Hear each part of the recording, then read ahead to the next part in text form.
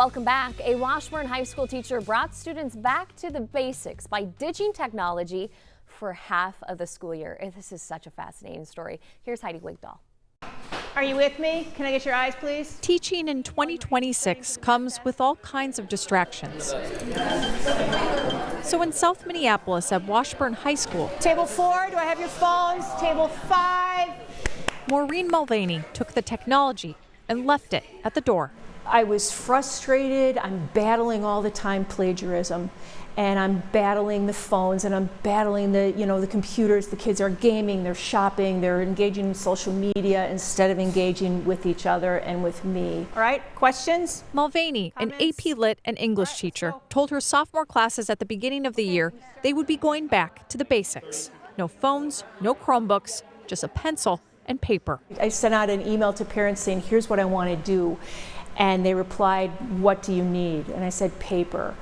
I got so much paper. I had stacks. They started small. I told the kids this is like lifting weights. You don't go in and you don't start with 80 pounds. 10 minutes of sustained silent reading turned to 30. A half-page handwritten grew to 6. Because students needed to prepare for their AP Lit test on a computer, the project ended in February. How many of you would have preferred to keep doing the no tech for the rest of the school year? It was honestly really fun. I enjoyed not being on tech, and I think that everyone connected a little bit more. It's just very important to learn how to write before you learn how to write with the assistance of technology, because in the end it will lead to better writing. A survey of the students found that more than 95% considered it a success. On a Chromebook, I might be tempted to maybe look something up, find a definition for something, but when I'm on paper, I feel like I can use my writing for me. Nearly 80% said it was easier to think and organize their thoughts on paper than a computer screen. It doesn't give you any excuses to just quick do something else, just quick, I'm just gonna check this, I'm just gonna, finish that up. You're just focused. The only thing that's in front of you is a sheet of paper. They no longer relied on Google, but each other. Since I had a question, I can just talk to the person next to me because they probably had the same question and we're probably wondering the same thing. Students became more deeply connected by disconnecting with technology.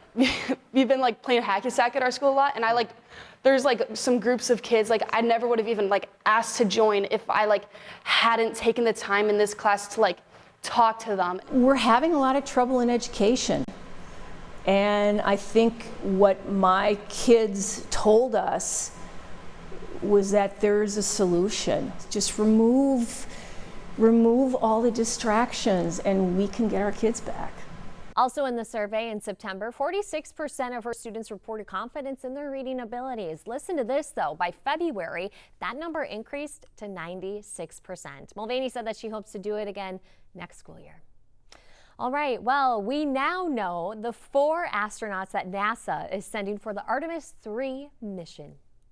We are certainly humbled as a crew to be able to be your crew that executes this Artemis 3 mission in space. 3 Americans, Andre Douglas, Randy Bresnik, and Frank Rubio. This also includes Italian astronaut Luca Parmitano. The crew will pilot a test flight into low Earth orbit where they would test a lunar lander. The mission is expected to launch in late 2027. The opening ceremonies of the Special Olympics in Minnesota are quickly approaching, but preparation for the games that begin June 22nd have been years in the making, especially for the athletes. I spoke with one from Prior Lake. Stretch. Kendra Bush is warming up for the Special Olympics. You don't want to pull a muscle. She's the only girl on the Minnesota soccer team, but it's actually not her favorite sport. Second favorite. What's your first? Basketball. Kendra will be competing in one of the 16 team and individual sports. Oh, it's amazing. We don't have to go that far. Team Minnesota is right here, is right in our home state. So it feels incredible just to show everybody, what Minnesota is and all the incredible athletes. More than 4,000 athletes will be at the games. The events will be at the U of M and National Sports Complex in Blaine. She's not shy. She tries to act shy, but she's not shy. Mom Julie couldn't be more proud of her. She was born premature and had multiple problems, and hearing loss was one of those. She says the Special Olympics have been life-changing. There we go. She has met so many people from around Minnesota and across the U.S. and has built her confidence up. Her social skills have greatly improved. She gets opportunities that I could never even imagine having. 1 medal in basketball last games. Go Team Minnesota! Now she's ready for one in soccer. Being able to go out there and show the world what we're capable of and just show them that we can do anything, regardless of our abilities.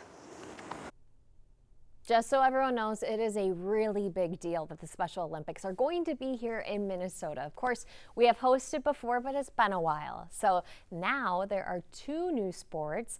That includes cornhole and pickleball.